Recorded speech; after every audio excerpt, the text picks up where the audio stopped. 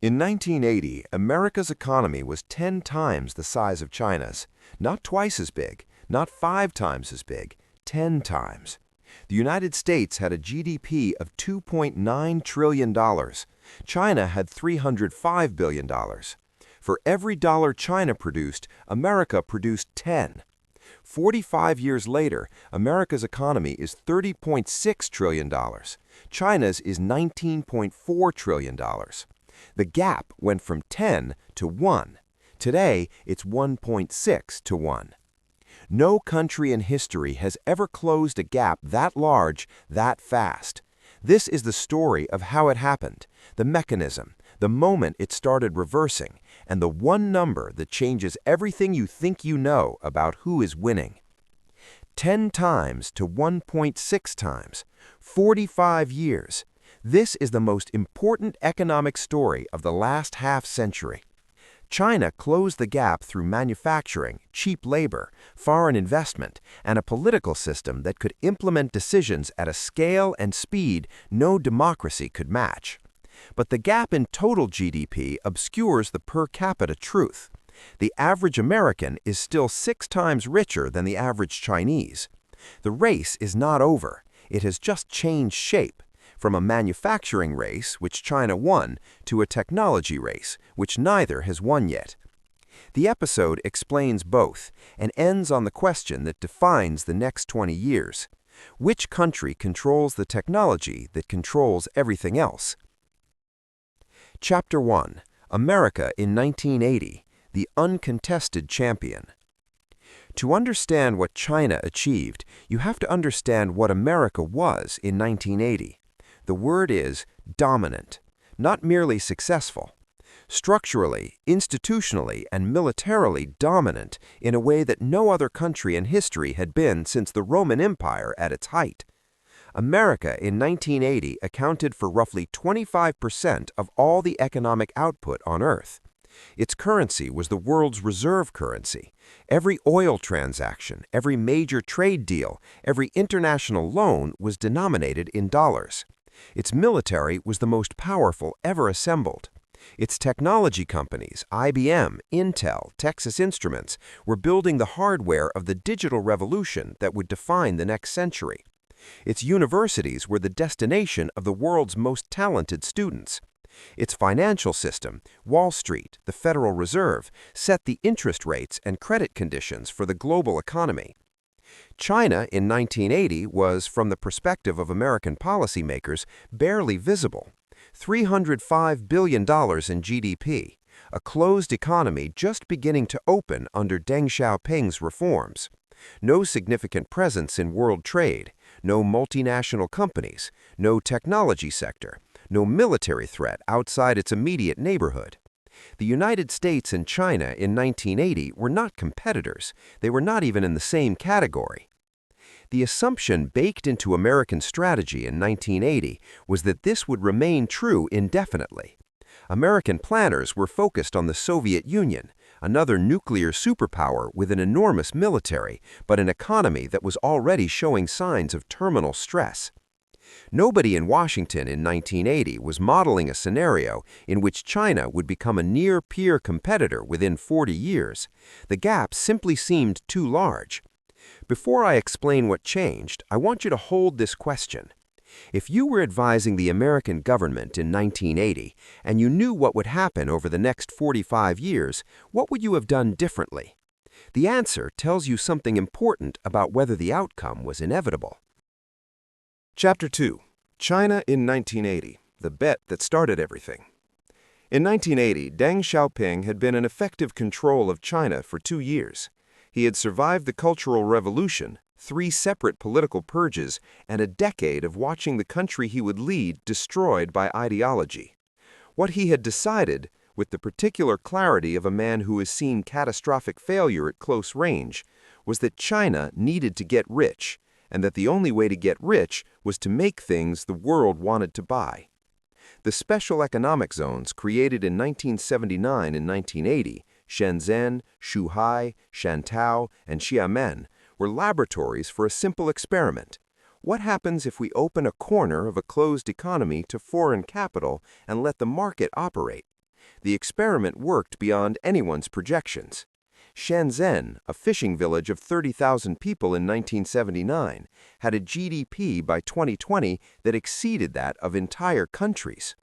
The zones proved the model. Cheap labor plus foreign capital plus access to world markets equals rapid industrialization. Between 1980 and 2001, before China joined the World Trade Organization, the country's GDP grew from $305 billion to $1.3 trillion. Remarkable growth, but still only a fraction of America's $10.6 trillion. The gap in absolute terms had actually widened. China had grown from being 10% of the U.S. economy to being 12%. Deng's reforms had created the foundation. What came next was the acceleration. Chapter 3. WTO 2001, the moment the gap started closing. On December 11, 2001, China joined the World Trade Organization. This was the most consequential single trade decision in economic history. WTO membership meant that every country that was a member, including the United States, had to give China the same trade access it gave any other member. Tariffs on Chinese goods in the United States, which had been negotiated annually and were subject to political pressure, became permanently bound at lower levels. American companies that had been reluctant to move production to China because they feared their market access could be revoked now had the legal certainty they needed. Investment poured in. The numbers that followed are almost incomprehensible in scale. Between 2001 and 2010, China's GDP went from $1.3 trillion to $6.1 trillion. It grew by more than the entire GDP of Germany in 9 years. Manufacturing output doubled, then doubled again.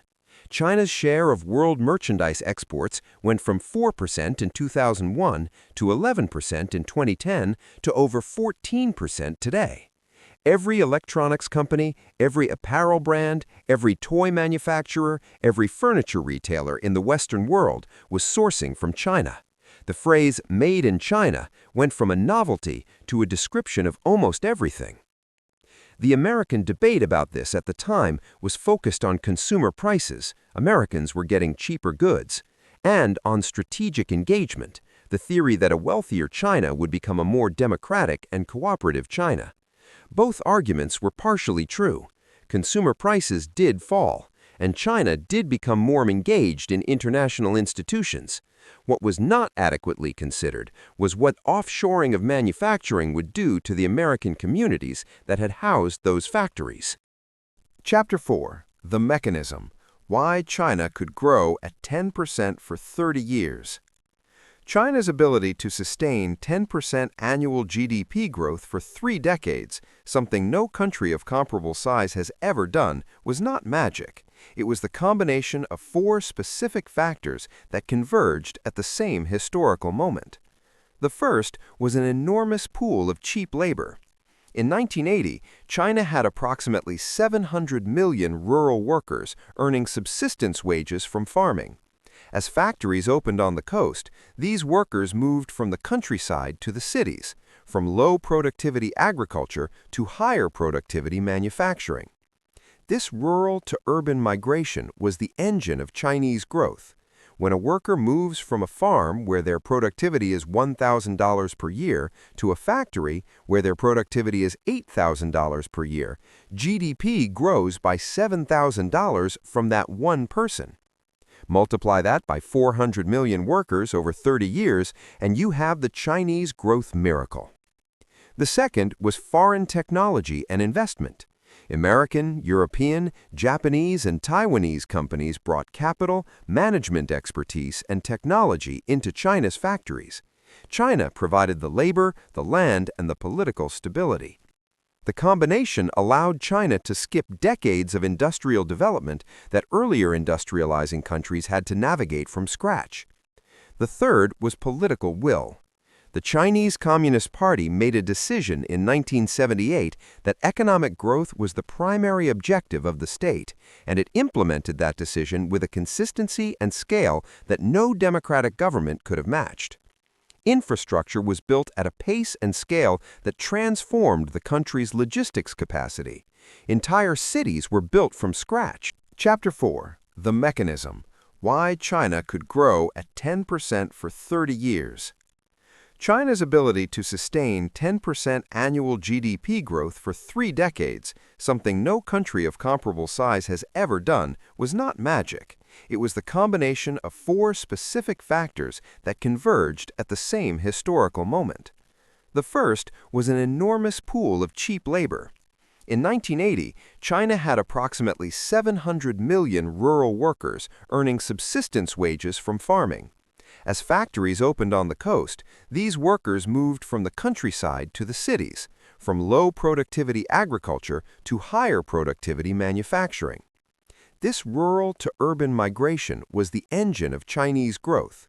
When a worker moves from a farm where their productivity is $1,000 per year to a factory where their productivity is $8,000 per year, GDP grows by $7,000 from that one person. Multiply that by 400 million workers over 30 years, and you have the Chinese growth miracle. The second was foreign technology and investment. American, European, Japanese, and Taiwanese companies brought capital, management expertise, and technology into China's factories.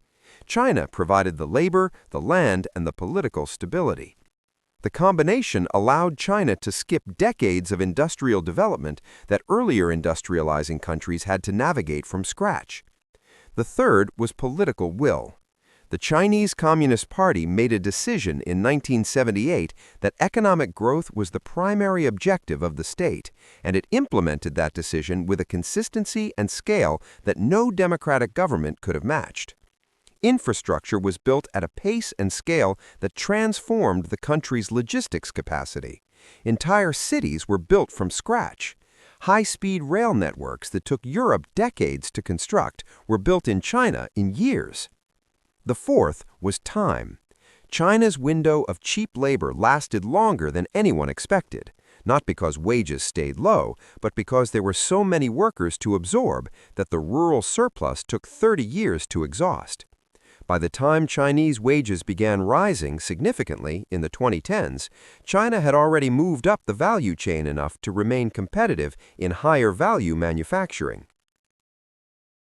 Chapter 5. The Per Capita Truth. Here is the number that most analyses of China's rise get wrong, or at least incomplete. China's total GDP is $19.4 trillion.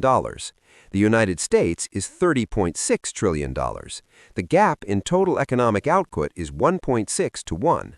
China has closed most of it. This is the number everyone focuses on. But GDP per capita tells a different story. America's GDP per capita is approximately $80,000. China's GDP per capita is approximately $13,800.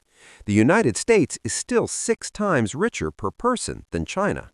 And per capita GDP, what the average person in a country produces and earns, is the measure that actually determines living standards, military capability per soldier, research output per scientist, and innovation capacity per company. China has 1.4 billion people. America has 335 million. China's total economy is large because China is enormous, but Chinese people are not rich yet. The average Chinese worker earns less than $15,000 per year, roughly the same as a worker in Mexico or Brazil. The average American worker earns $80,000. China surpassed the U.S. on purchasing power parity terms in 2014, a significant milestone. But PPP measures what money buys domestically. When it comes to buying semiconductors, aircraft engines, or pharmaceutical patents on world markets, you use nominal dollars, and China's nominal per capita income is still 1/6 of America's. This distinction matters enormously for understanding where the race actually stands. China has closed the total GDP gap because it has 4 times as many people. The per capita gap, which is the gap in productivity, innovation, and wealth per person, has closed much more slowly, and in some measures is still at the level the U.S. was at in the 1970s. Chapter 6. What America Still Has and What China is Building. The areas where the United States retains commanding leads are precisely the areas that determine who controls the technology of the next 50 years. Semiconductors. NVIDIA, Intel, Qualcomm, AMD, and Apple design the chips that run artificial intelligence. TSMC, the Taiwanese company that fabricates the world's most advanced chips, relies on American equipment, American software, and American intellectual property. The Dutch company ASML, which makes the lithography machines without which advanced chips cannot be manufactured, is subject to U.S. export controls. America's chip ecosystem is a choke point in the global technology supply chain. AI. As of 2025, American companies, OpenAI, Anthropic, Google DeepMind, Meta, lead in frontier AI model development. Chinese AI companies, Baidu, Alibaba Damo, DeepSeek, are competitive and in some benchmarks comparable. But the compute infrastructure that trains frontier AI models depends on chips that China cannot currently produce domestically and cannot import due to U.S. export controls. Reserve currency. The dollar's status as the world's reserve currency gives the United States an extraordinary structural advantage: the ability to issue debt in its own currency, to impose sanctions that effectively exclude countries from the global financial system, and to run persistent deficits that would destroy any other country's currency. China's renminbi accounts for approximately 2.5% of global currency reserves. The dollar accounts for 58%. Universities. 18 of the world's top 20 universities are American or British. The concentration of global talent in American research institutions, funded by American venture capital, operating in a legal system that protects intellectual property, is the deepest competitive moat in the global knowledge economy. Chapter 7. Tariffs, Chips, and Decoupling, 2018 to 2025. The assumption that China's rise would continue on its post-WTO trajectory, converging steadily toward American economic size through manufacturing and export, began breaking down in 2018. That year, the Trump administration imposed the first major tariffs on Chinese goods since China's WTO accession. What followed was not a trade dispute. It was the beginning of a structural decoupling between the world's two largest economies. The Biden administration kept the Trump tariffs and added to them, most significantly with the CHIPS Act of 2022, which invested $52 billion in domestic semiconductor manufacturing and imposed sweeping export controls on the sale of advanced chips and chip-making equipment to China. The logic was explicit. The U.S. would not allow China to acquire the technology needed to match American AI and military capability. The second Trump administration returned to tariffs in 2025 with even greater aggression, at peak 145% on Chinese goods. The effect on trade flows was significant. Apple moved iPhone production to India. Supply chains that had been built over 20 years around Chinese manufacturing were being redesigned around India, Vietnam, Mexico, and domestic U.S. production. The China Plus One strategy became the China Minus One strategy: find somewhere that is not China. China's response to the decoupling has been to invest massively in what it calls self-reliance, domestic production of semiconductors, aircraft, pharmaceutical active ingredients, and the other categories where it remains dependent on foreign supply. SMIC, China's most advanced chip manufacturer, has produced 7nm chips without the ASML equipment that would normally be required, an engineering achievement, but at costs and yields that cannot currently compete with TSMC. The gap in chip technology between the U.S., Taiwan, Netherlands ecosystem and China is real, measurable, and is the central strategic contest of the next decade. Chapter 8. The AI Race. Who controls what controls everything? Artificial intelligence is not just another technology. It is, as many researchers argue, the technology that accelerates every other technology. A country that leads in AI leads in drug discovery, materials science, logistics, military capability, financial systems, and economic productivity.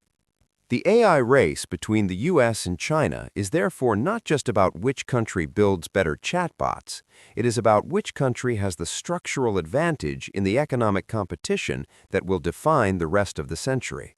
The US position in AI is based on three foundations: the world's leading AI research institutions, the chips that train frontier models, and the accumulated data from operating the world's dominant internet platforms for 30 years.